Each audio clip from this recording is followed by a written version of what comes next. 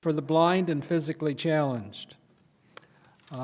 We're very fortunate to have Dr. Alan Patterson this afternoon, which is going to give us a presentation on how to avoid depression.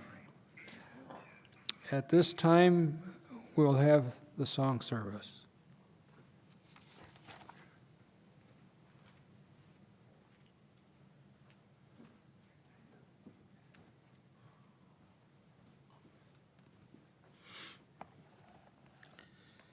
Okay, let's turn our hymnals to page 547. Be thou my vision. Be thou my vision, O Lord of my heart. Not be all else to me save that thou art. Thou my best thought by day or by night. Waking or sleeping, thy presence my light.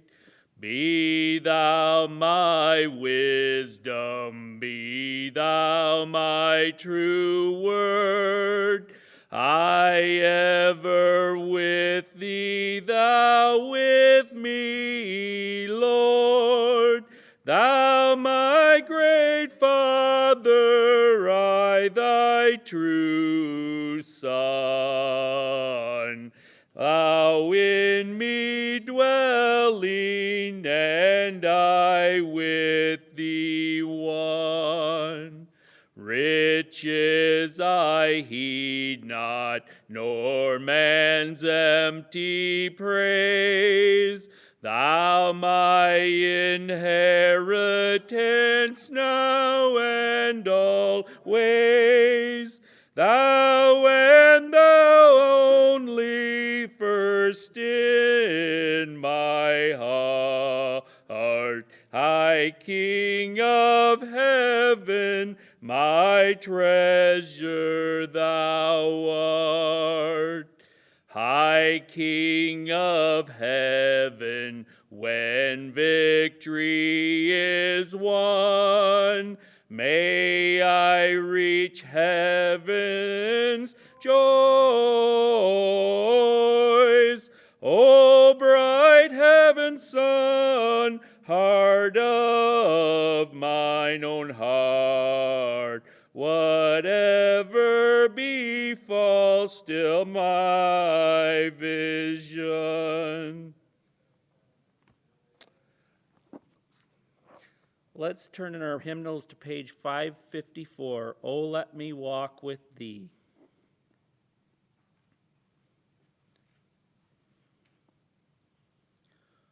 Oh, let me walk with thee, my God, as Enoch walked in days of old. Place thou my trembling hand in thine, and sweet communion with me hold. And though the path I may not see, yet Jesus, let me walk with thee. I cannot, dare not walk alone. The tempest rages in the sky. 1,000 snares beset my feet. 1,000 foes are lurking nigh. Still thou the raging of the sea. O Master, let me walk with thee. If I may rest my hand in thine, I'll count the joys of earth but loss, and firmly, bravely journey on. I'll bear the banner of the cross, till Zion's glorious gate I see. Yet, Savior, let me walk with thee. And let's turn over to 412, covered with his life.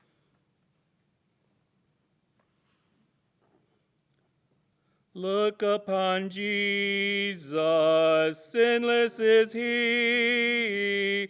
Father, impute his life unto me. My life of scarlet, my sin and woe, covered with his life, whiter than snow.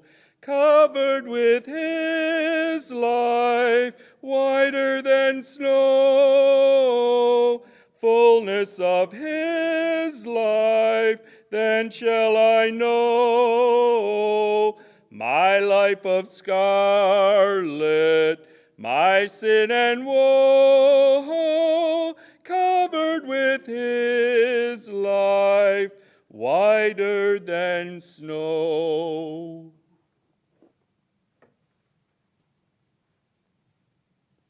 Thank you, David.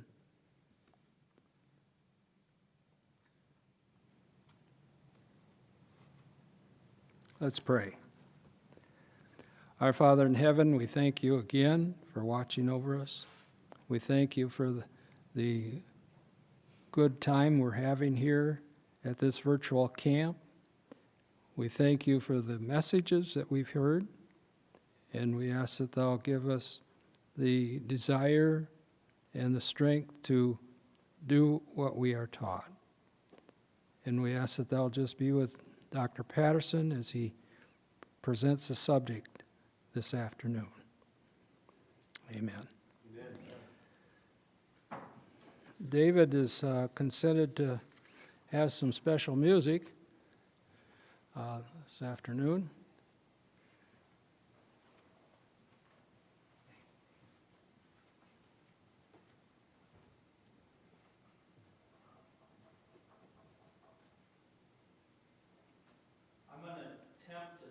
Play Faith of Our Fathers.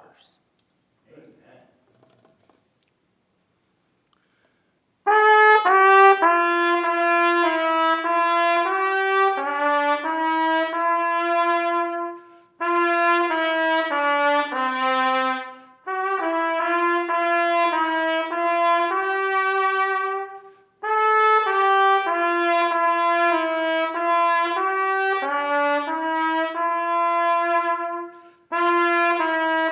you.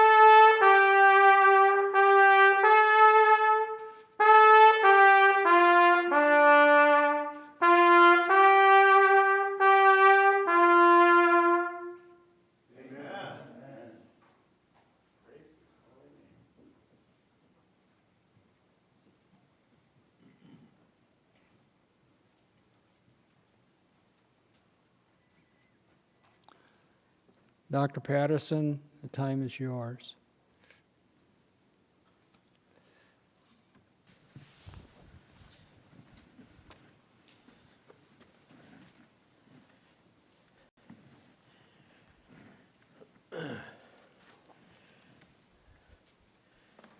Thank you, Dave, for the special music, and it reminded me that no one ever asked me to do special music when I played my tuba.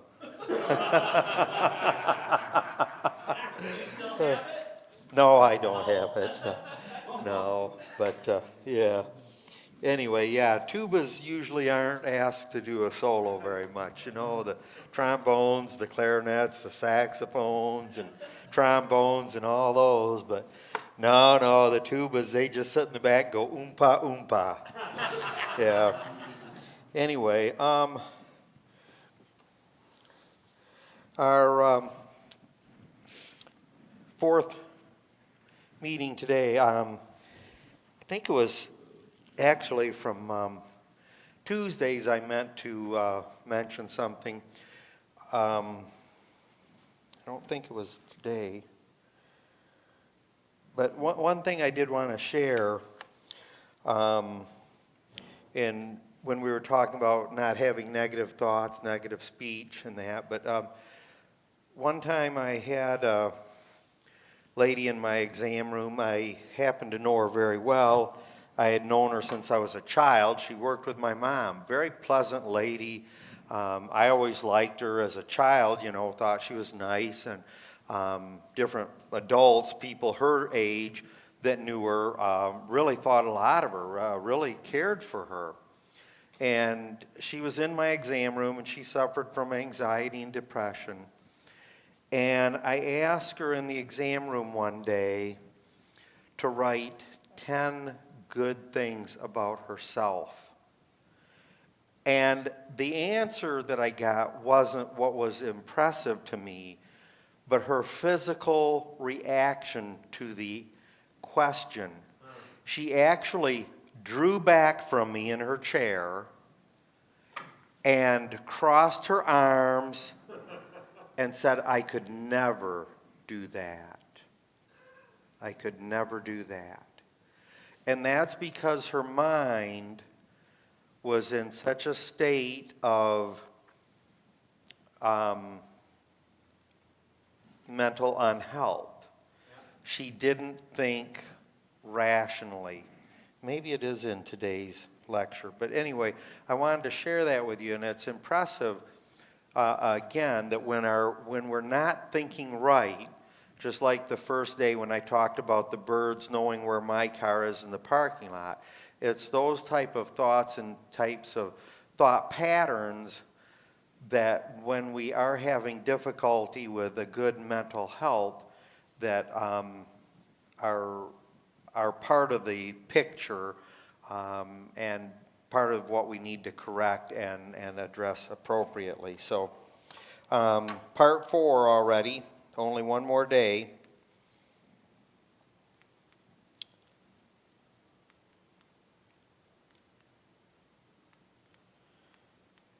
It's not liking the clicker today.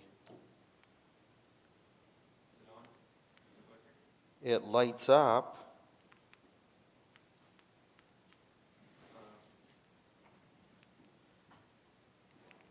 It says it's on. Oh, maybe it wasn't. Oh, did you do that? Yeah, so try it again. There we go. Okay. Thank you. Excellent. So we've talked about medication a little bit before, and we mentioned that really doesn't get at the root of depression. It covers the symptoms. So you will get some improvement in mood,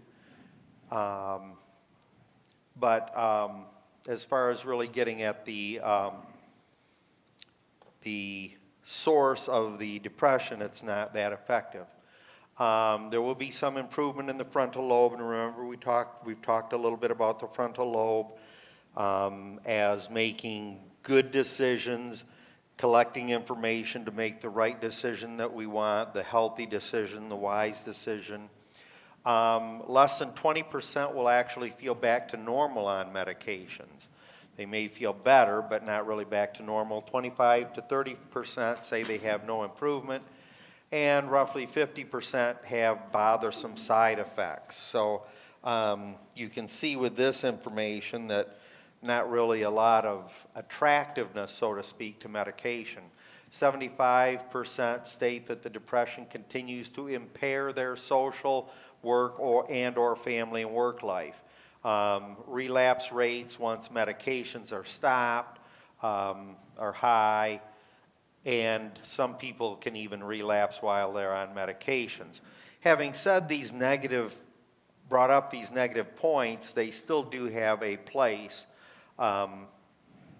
at times. So again, I wouldn't stop medications if you're on it. I wouldn't tell you not to start a medication, but remembering that they do have a place sometimes. It's just like if you've ever had a broken bone and had your hand or arm in a cast. I don't know if anybody here remembers, but several years ago, the camp doctor crashed while he was skiing and had a cast on for a while, if any of you remember that. If you don't, I think somebody here might be able to tell you that story again. But that cast was not really something I wanted to wear. It was bothersome. It got in the way when I took a shower. It got in the way when I drove my stick shift car. But I was glad I had it on while my fractures healed. So kind of in the same thing, sometimes the medications may be appropriate and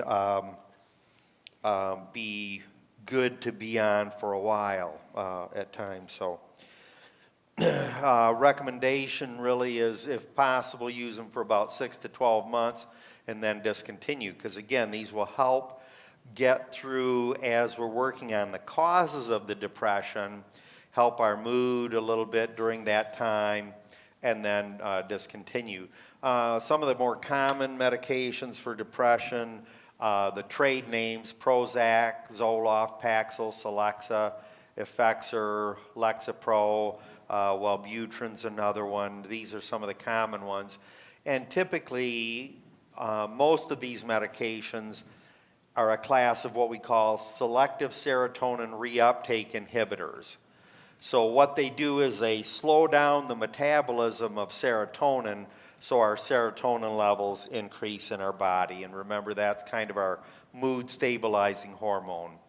The medications can cause apathy, can cause weight gain, can cause GI side effects, and you know, you can imagine easily that these are not really side effects that a lot of people like.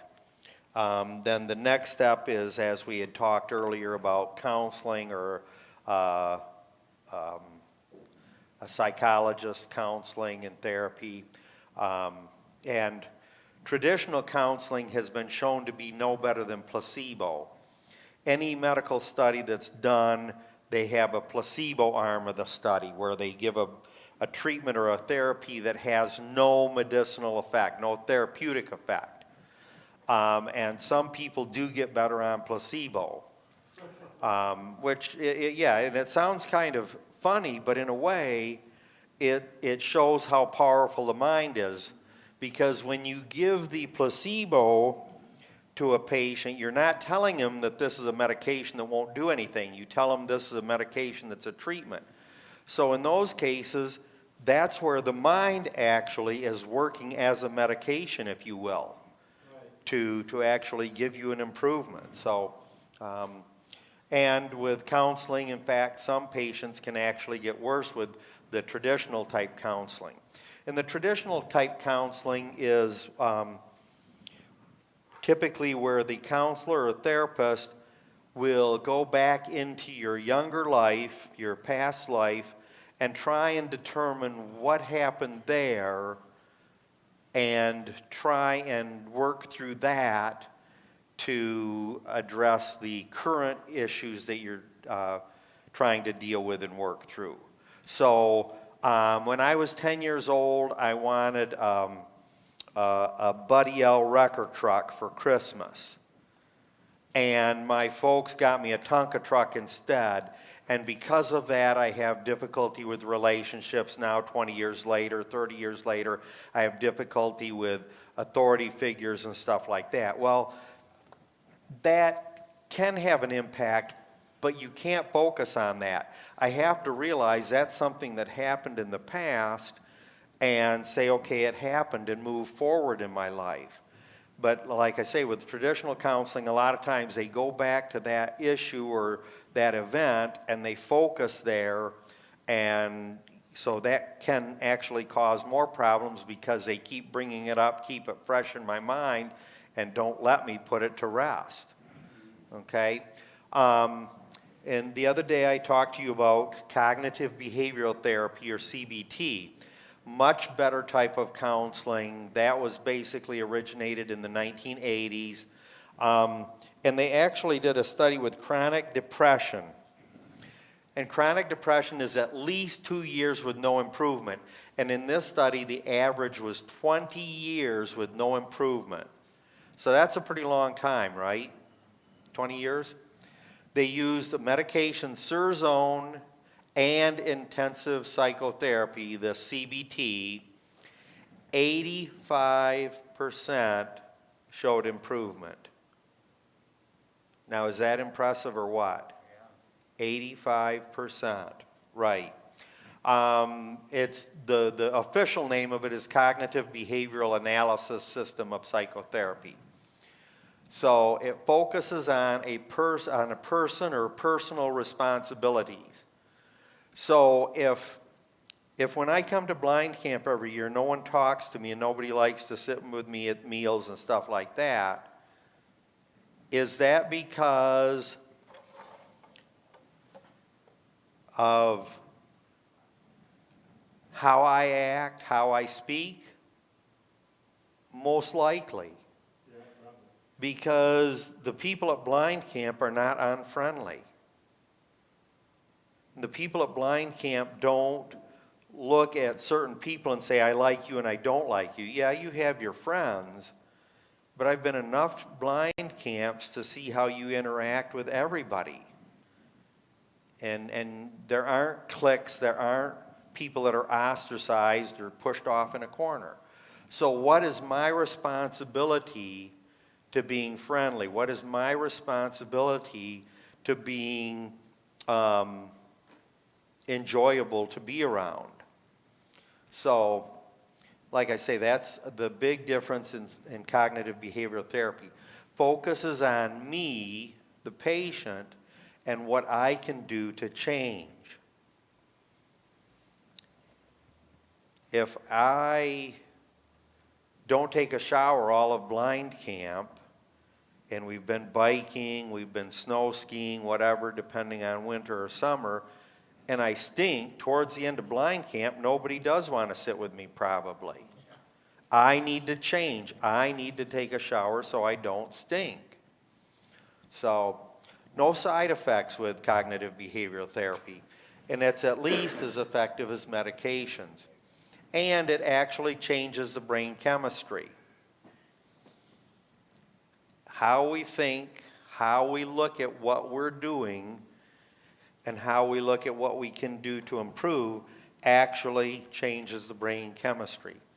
And with this CBT, it's actually very successful in treating post-traumatic stress disorder, anorexia, depression, different phobias, and obsessive-compulsive disorder. Cognitive behavioral therapy, thoughts and perceptions, and these have an impact on how you feel. When I was younger, my brother and I went to our bedroom door one morning, and we each opened our bedroom door. And guess what? Each of our rooms was full of horse manure. And my brother said, oh great, a room full of horse poop. And you know what I said? Give me a shovel, there's got to be a pony in here somewhere. Thoughts or perceptions. When something happens to us, when we hear something, when we see something, when we participate in something, what do I think about it? How do I perceive it? And you don't have to like everything in life. That's not what we're getting at. But do we choose to make it something that's a roadblock for us? Or do we choose to look at it and say, hey, it's something, I did it. Okay, I may not do it again. Just like driving the car, Sparky. You may not ever want to drive a car again. That's okay. Right. So your thoughts and perceptions. You had thought about driving a car, and then when you drove it, were your thoughts accurate? Was it as fun as you thought it would be? It's fun. Listen over. Let's drive down. Yeah. So, you know, when we experience something, again, it may not be as enjoyable as we thought it would be or whatever, and that's okay, but we can let it go. We don't have to focus on it and say, oh, that was a terrible experience. I can never do anything right. I can never pick anything right. And so I'll just sit here and just sit in my chair and do nothing because I can't pick things that are right. So thoughts and perceptions. And again, that impacts how you feel, your attitude towards it. You know, I've talked to people, I've seen people that have done something and been disappointed in it for whatever reason, and they just can't let go of it. They can't let go of it. So, and your feelings results from the thought more so than what's actually happening a lot of times. Did I think it happened like I wanted it to or it should? Or did it not? Did I think it hurt me but actually didn't hurt me? And is that where I'm kind of stuck?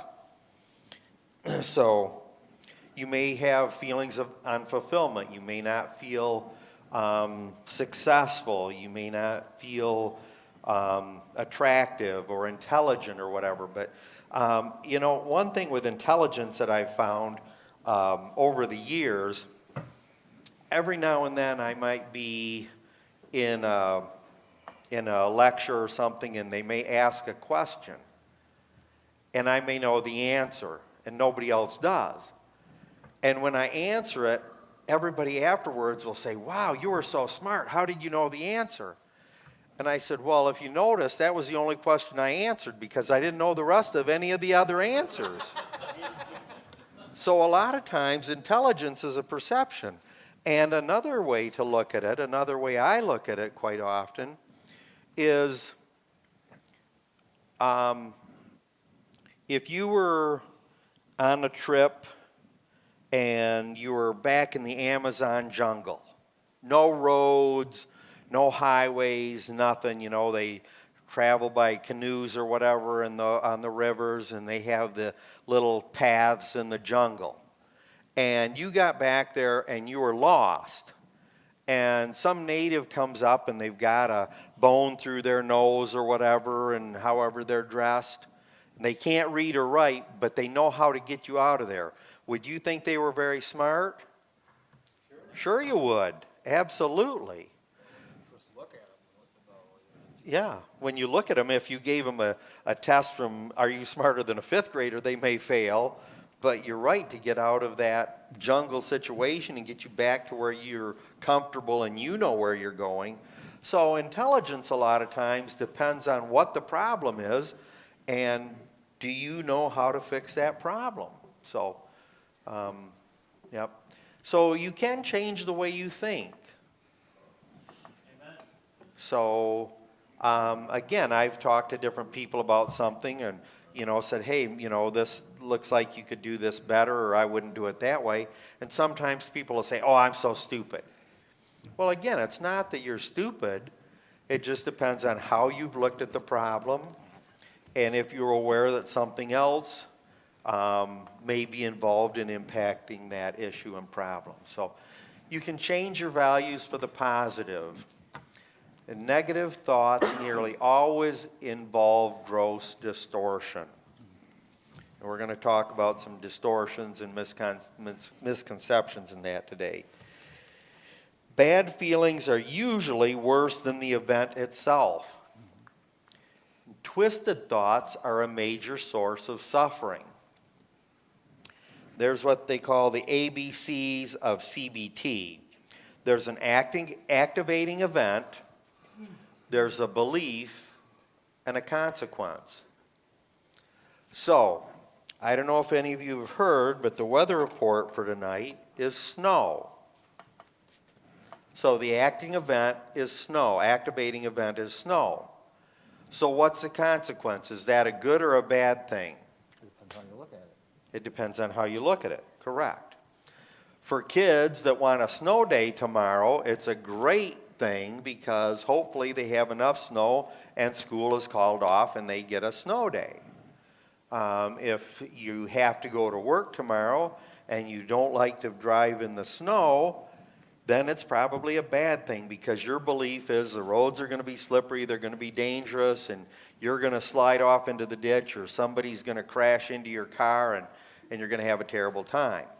So, and you can see that with part of that, if I worry all night and don't sleep because I'm worried somebody is going to hit my car tomorrow in the snow, and that doesn't happen tomorrow, I've worried all night about something that never happened. So, activating events, beliefs, and consequences.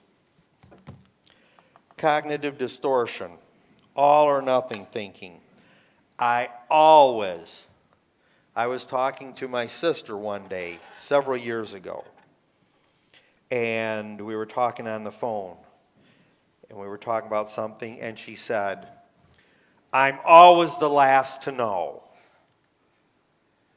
And I couldn't even stop myself. It happened before I even thought. I said, Julie, you're depressed. And she didn't say anything for a couple seconds, and then the phone hung up. That's the So, consequence. we as a family never got together and said, okay, we're going to do such and such, but nobody called Julie until we've talked to everybody else. It didn't always happen that she was always the last to know. Sometimes she was the last to know, but she made that cognitive distortion that it's either all or nothing.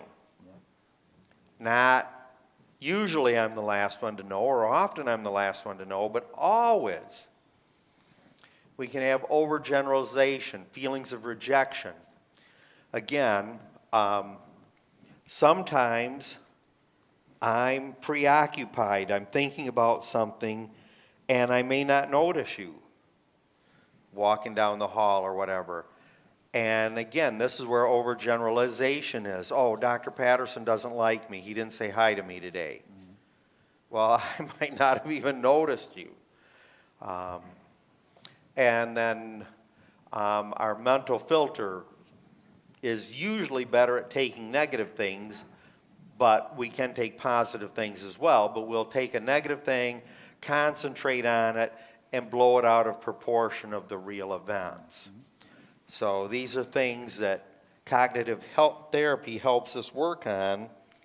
Also disqualifying the positive. Oh, I picked this again and it broke apart. It didn't work. It didn't do what I expected it to. I never picked the right thing. Well, remember 2 weeks ago when you did? Well, yeah, that was one time out of a million. And that was just luck. I'm not really that good at picking things out. This was where I was going to tell you about the patient that I had, this lady that I had known for years, that she couldn't give me 10 things about herself. And what was very interesting with that even was I talked to a couple people that knew her, and I told them, I said, yeah, I had this patient in my room, visited me the other day, and I asked her to write down 10 things about herself, and she couldn't. And the lady that I told that to, she said, you've got to be kidding me. I could do that in like 5 seconds. But she disqualified the positive, and she had these other misconceptions. She just couldn't bring out the positive, recognize the positive in herself. It's interesting because there's quite a bit of exercise sometimes when we don't have a good, healthy mental attitude in that, because one of the other things is jumping to conclusions. So you can see that you're running off after negative thoughts that aren't really there. You're worrying and stressing about things that may never happen, and now we're jumping to conclusions. You're a mind reader. It's not good to worry either. That's right, it's not good to worry. It causes ulcers in your stomach. Yep, absolutely, it Ulcers. can cause ulcers. And one thing I've also learned too is that you are your worst critic. You often are your worst critic, absolutely. Mind reading. How many of you like somebody saying, I know what you're thinking? I know why you did that. Sometimes it can be offensive, because sometimes people are not right at all. The reason that they think you did something, the reason they think I did something, may be totally wrong. And there's the fortune teller error. I tell people all the time, I do not have a crystal ball. I do not have a crystal ball.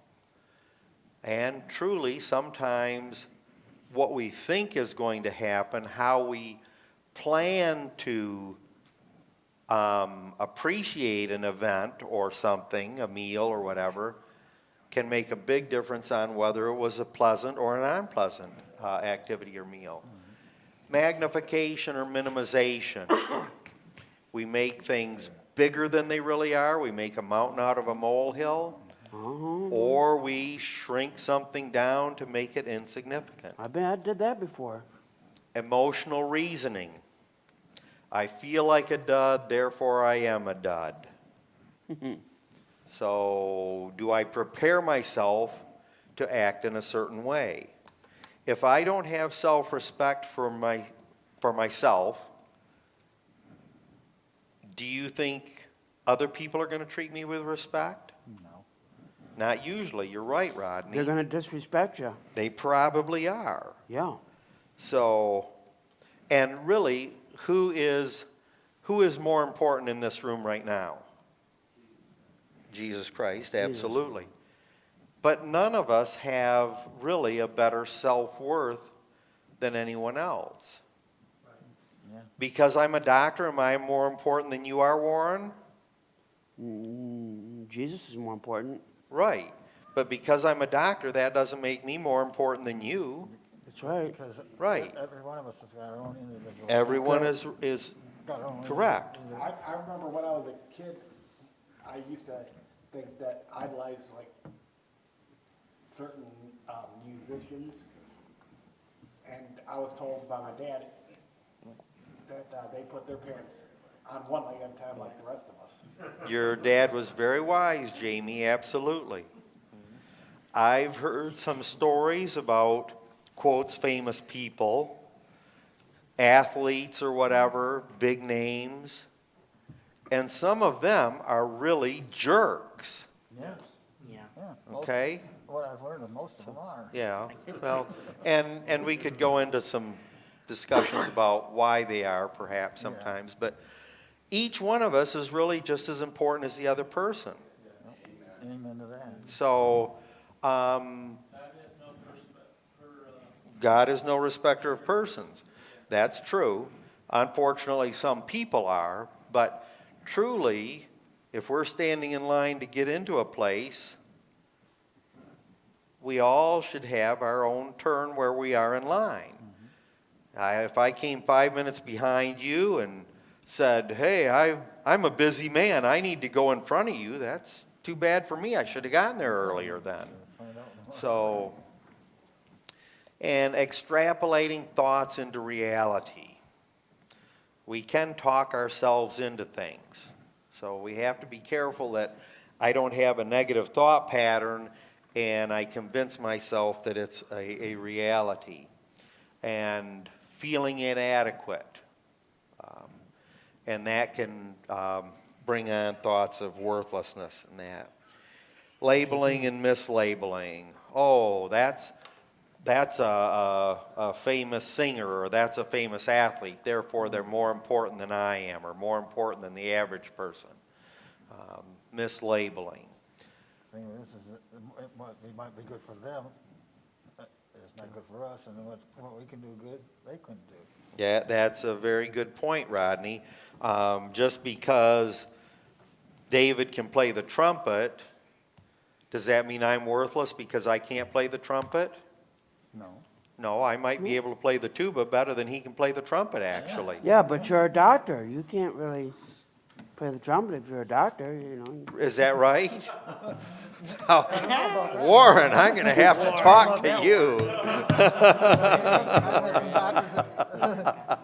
Yeah, yeah, I had to say something. Some are multi-talented, okay, Yeah, too. yeah. Okay, I mean, it's like, But- okay, so David can play the trumpet, and so he can play his hand flute too, so. Yep. I mean, there's different degrees of Right. capability. right. So exactly, recognizing that different people have different talents and ability, and really all are important in living life. So, yeah. Personalization, if you had a role in it, and you can take ownership of it and recognize again, what is a reasonable expectation, and sometimes the first time we do something, it doesn't turn out right. So we do have to practice. Very few people pick something up their first time and do it perfectly. So again, it's my grandson sometimes, it's interesting to watch him. I'll do something and say, okay, you try it. Oh, I can't do it. Well, Elliot, I have practiced, I've done it for years, so just because you don't get it right the first time, you keep practicing, and when you get to be my age, you'll be able to do it better than you did it the first time too. So taking ownership of it and recognizing it. And you might do it better than you when you get older. How do you And know he if you might, can't yeah. do something unless you try it first? There you go, How Warren, do you you're know? right. So Right. again, the importance of worthlessness. And even if you can contribute something to one person, you don't, again, some people, I had, when I was a resident, a doctor came in to lecture to us at a noon meeting one day. And he came in, and I forget, there were 4 or 5 people there, 6 people, there weren't very many people there. Well, he stayed in the room for a little bit, and not very many people came in, so he stormed out. Because his time was too important to just talk to those 5 or 6 or 8 people. And I thought, that's pretty sad, because what if his lecture to one of those young doctors in training, had given them information, and a month later, 6 months later, 5 years later, one of his family members was under their care, and that doctor treated them appropriately because of what they had learned in his lecture. Yeah. So, and sometimes truly you may talk to one person, you may have a positive impact on one person, and that person may have an impact on a great number of people. So, my goal really is to do at least one thing nice, one thing positive for one person each day. And I feel if I've done that, I've had a successful day. And if I have 10 or 12 people, that's okay too. I don't just limit it to one person, but I aim for one person. So, Okay. That's the best thing we can do, actually. yep. Misbelief breakers. How we can break some of these misconceptions, these twisted thoughts, these distortions, and that. So on what facts do I base this notion? Is it just the way I think and I believe? Or is it a fact? If you step outside right now without your coat on, is it a fact that it's cool or cold weather in Michigan right now? It's a fact. It's a fact. Now, I will tell you that my wife will tell you it's terribly cold, it's freezing cold, And I'll tell you it's cool because we have a little different thermometers, so to speak. But both of us will tell you it's cool. So that's a fact. So when I look at something and say, it's cool out today, you should put a jacket on, that's a fact. Now, if I tell you it's bitterly cold, you should put on 3 pairs of long johns and 2 sweaters and 3 parkas, that's a notion that is not based on fact. So, and then what effective argument can I come up to contest the misconception or the inappropriate thoughts? What is the worst that could happen? You could catch a cold. Yeah. Or, I mean, you're probably not going to catch a cold unless you're staying out there for a while, really. But realistically, you step outside and you say, hey, wait a minute, I'm going to go back and get my jacket, right? So what's the worst that can really happen? Could the facts be explained in other ways? Yeah. So looking at ways to break the misbeliefs, acknowledging the truth, having truth therapy, listening to your thoughts, listening, again, having the argument or discussion, are my thoughts accurate? Getting in the habits of noticing misbeliefs. Just like I told you when I was talking to my sister, and she stated a misbelief. I'm always the last to know. And I was in such a habit of noticing it that, like I said, without even thinking, I said, Julie, that's not true. Getting the habit of challenging and replacing misbeliefs. If you're around somebody that has these misbeliefs and they say things, I'm always the last one in line for meals. Well, wait a minute, Rodney. No, you're not. Remember yesterday, we were first in line. Oh, yeah, that's right. So sometimes we just need to help ourselves or others redirect and recognize what actually happens. And just remind them. Reminders, absolutely. And practicing the truth. Like, I always had to remind Rose for things. I mean, like, for the watch band, for example, you know? Yep, You know, you had to remind her about that if she got around to it or didn't get around to it. yep. But you always know that she'll get around to it when she has a chance. And the thing is the one thing I've learned too is we're human, so we are going to forget. We are humans, absolutely. That's right. There's a story of a young lady named Rachel. Rachel had been married for a couple years, had a young daughter, and her husband left her, just ran off and left her. Well, they say when it rains, it pours. Right. Her work decided they were going to make some changes, and so her job was no longer available. And again, when it rains, it pours. She found out her daughter, young daughter, I don't know if she was a year old even, had a problem with her eyes and needed an eye surgery. Well, of course, when she lost her work, she lost her insurance. So Rachel thought, what good am I? My life is worthless. I'm no good to my daughter because I don't have a job now. I can't provide her insurance. I won't be able to pay rent or mortgage on the house or apartment. And, you know, what good is it? So I want to end my life. Well, fortunately, she came in contact with Dr. Nedley. And so he said, well, what are some things we could do? And he asked her some things, and she said, well, I don't think that is going to work. Anyway, so the bottom line is, in working with Rachel, they found a physician that would do the surgery for free from his part, no charge.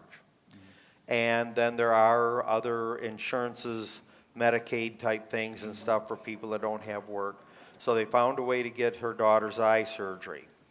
And also then looking at her husband, she looked back and she realized in high school and all through that, he had never committed to a serious relationship. He was always hopping from girl to girl to girl anyway. So it wasn't that she was worthless and that no man would ever want to marry her or be with her again. It was just that Keith just didn't have any ability to commit. Stabilization. And then for a place to live, she talked to her parents, and they said that she could come back home and live with them while she was finding another job and things like that. So when she actually looked at all of her problems and looked at them more objectively, more from an accurate viewpoint, she found that there were solutions, and she recognized that truly her daughter would be better off with her because she was the biological mom, and there's a bond there with your biological parent that just is really impossible to recreate with anyone else. So she found the truth. She just didn't come up with an optimistic thought pattern that, oh, everything will be fine, and worked through these different problems that she was facing, and everything really worked out. And sometimes it's good to have a good friend or family member that we can talk to and get a second opinion. One thing I've learned too, Doc, is obstacles are made to go around, not through. Obstacles are made to go around, not through? Okay. Sometimes I like to go through them, though. Yeah, but they're a little tough. They're a little tough on the head. Yeah, they can be, yep. So, and sometimes not every problem can be solved instantly or within an hour or two, perhaps. So sometimes we may need to write a thought down and come back and visit it again in a couple days or whatever, so. A lot of times I've been in a hurry to get something, to get things done. Because I feel like if I know I gotta get something done, I feel like I can't relax until I know it's taken care of. That can be true, and I like to do projects that I can finish in a day. And there is something about having a problem or a project that's kind of lingering on and on. But we need to realize that some things in life do take time. Rome wasn't built in a day. So again, sometimes it's good to write them down and maybe work on them, and we may have a solution in 5 minutes, but the solution we come up after we've thought about a day or two may be a better solution. So, A good example is mashed potatoes, okay? You want the box kind to be done in 5 seconds, so to speak, or you want to peel the potatoes and then boil them and then smash them, you know, that takes time. Rodney must be hungry. He's bringing up mashed potatoes. Well, he does have a good point, though. Yep, He yep. really does. Actually, yeah, very good point, that if you have the instant mashed potatoes, you can have them a lot quicker, Yeah. but they're not nearly as good as the homemade, real mashed potatoes. Sparky? Rome was built in 2 days, now 1 day. 2 days? Now, Sparky, I don't remember seeing you there when they built it. Rome wasn't built in 2 days. That'll get Because that. I was born after it was built. Yeah, and I was there when it I was thought it was built. just one. I thought it was just 1 day, not 2.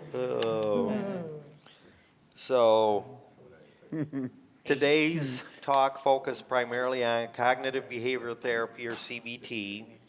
So we've given you some thoughts and ideas on CBT, and you can practice these, and you can even watch other people as they practice them or don't practice them, and see the advantage in using this CBT.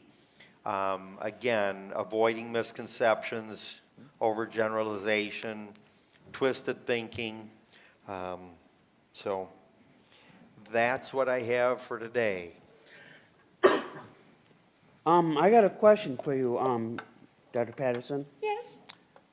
Sorry. Yes, Warren. I've been having bowel movements, you know. And the question I want to ask you is, how often should I have a bowel movement? I mean, that's the question I wanted to ask you. Well, in general, and we can talk later if you feel you have more questions or concerns with it. Typically, I would say for someone to have 1 to 2 bowel movements a day would be relatively normal. And now I know some people have like 1 bowel movement a week. Okay, And that I would say is not really normal. Okay. But for some people it is, so. okay, Some people have 4 or 5 bowel movements a day, but And- in general, for the average, if you have 1 or 2 bowel movements a day, as long as you're not feeling your abdomen being distended or uncomfortable, that's probably more important than how many bowel movements you actually have. okay, and there's one more question I want to ask you. Now, I sneeze a lot. Is that normal to do that every day? Because I've been sneezing probably a lot more than what I should. I don't know if that's normal or not normal. I would say typically it's not really normal to sneeze every day. But it happens. I mean, it Right. just, Right, and you may have some allergies, you may have allergies to, like if you've been sneezing more during this week of blind camp, you may have an allergy or a sensitivity to something that's in the church here that you aren't normally exposed to. okay, So, and then 2, you can have allergies to different pollens or, right, plants, and depending on when they're blossoming or blooming in that. Okay. And things do start really to flare up from a plant allergy standpoint. well, I'm not even in allergic to February anything, and but I'm just March. wondering, Yeah, why I'm doing it because, well, that's just what I was wondering, because, I mean, I don't have the coronavirus that's going around. I know I Yeah. don't have that okay, because the coronavirus makes you cough a lot. I know it does. And also it makes you sneeze a lot. So I know I don't have one of those things, but that's what I was just wondering. okay, yep. Sparky, did you have a question? And Doc, what happens when you eat 6 burgers every day? Why do you eat 6 burgers every day? No, but one time I had like 6 burgers and I felt Well, you like must have crap. been hungry, Sparky. Yeah. 6 burgers, oh boy. Yep. Should we eat 6 burgers a day? Should you eat 6 burgers a day? Well, what do you think, Sparky? Every other day. Yeah. Oh, I thought like a burger at, one No, burger I'm at talking lunchtime was entirely. good enough. Yeah, well, and again, different people have different metabolisms and depending on how active you are and what's the size of the No. burger, because you can have some burgers that are pretty small and other burgers that are pretty large and filling, so. Yeah. Yeah, Wendy's hamburgers are pretty big too. yeah, yeah. Wendy's hamburgers are pretty big too, I know. And they are. There you go. Okay, It's hard sometimes. okay. Thank you very much, Dr. Patterson. Dr. Patterson, you know Georgia Kitchen. I asked her to come and be on our panel. She's not here. She's not here. She was a little bit concerned about COVID, and so she decided that she didn't want to participate. But I did ask her if she would tell some experience, how God has blessed her in her life. And she sent me a letter. And there's a lot in this letter. I don't have time to read it all, but she had quite a few things that she was thankful for. And you notice here, I really wanted her to come because there's no girls here. Robin asked me if there were any girls at blind camp this year, and I said And I not tried to here. get girls, but I couldn't get any to come. Yeah, And so what do? You just do with what you got, And That's we got a right. bunch of guys that are pretty good, yep, And so anyway, I'll just read a couple of things here. She says, I am grateful to God for helping me every day of my life. I am grateful for God's word and how it helps me live with my depression for the last 12 years. With this help, I have been able to decrease my medication by 1/3. And then she's lists a lot of things that she was thankful for. There's a special organization of veterinarians that is a nonprofit, and they help animals, for people that can't afford to pay money, a lot of money for vet bills. And she's grateful for her husband.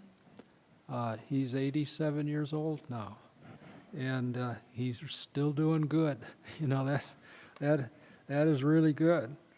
And she has a friend by the name of Tammy that's been real helpful in her life, and she was thankful for her.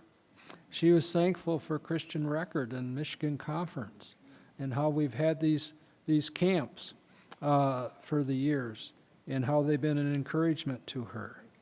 But then she went on down further to the very end, and she said this: I leave you with one of my favorite passages from the Bible. The Lord is my shepherd, I shall not want. He maketh me to lie down in green pastures. He leadeth me beside the still waters. He restoreth my soul. He leadeth me in the paths of righteousness for his name's sake. Yea, though I walk through the valley of the shadow of death, I will fear no evil, for thou art with me. Thy rod and thy staff, they comfort me. Thou preparest a table before me in the presence of mine enemies. Thou anointest my head with oil. My cup runneth over. Surely goodness and mercy shall follow me all the days of my life. Psalms 23. Let's pray. Our Father in heaven, we thank you again for what Dr. Patterson has taught us. We ask that thou help us to remember some of these things and put them in practice in our lives. For we ask in Jesus' name, amen.